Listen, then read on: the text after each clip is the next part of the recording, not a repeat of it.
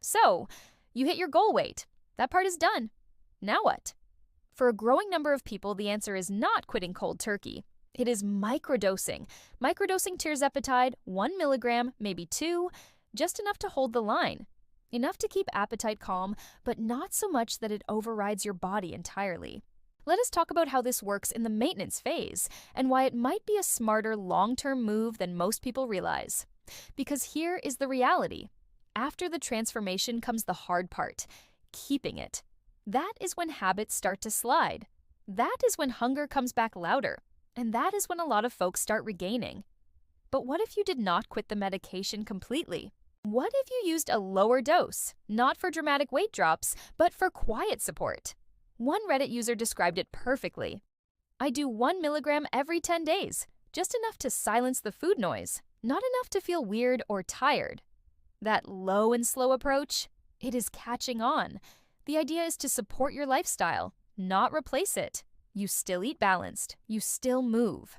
But you have this subtle buffer that helps keep your hunger dialed down. And here is where it gets interesting. In forums and support groups, some of the most stable long-term results are not from people who stopped completely. They are from people who tapered down, then hovered at a maintenance dose for months, or even years. And if that concept is helpful, or even a little freeing, tap the like button. It helps others find this side of the story, which honestly does not get talked about enough. Now, there are a few tips if you are thinking about this. Space your doses. Every 8 to 10 days works better than weekly for a lot of people post-weight loss. Watch your mental hunger.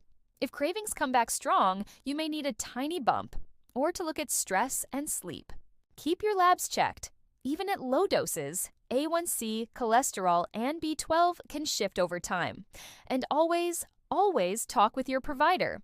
Maintenance needs are different. You are no longer aiming to change the scale. You are protecting what you built. If you are currently maintaining or just starting to taper, share it in the comments. What is working for you? And if insurance is part of the equation, and let us be real, it usually is.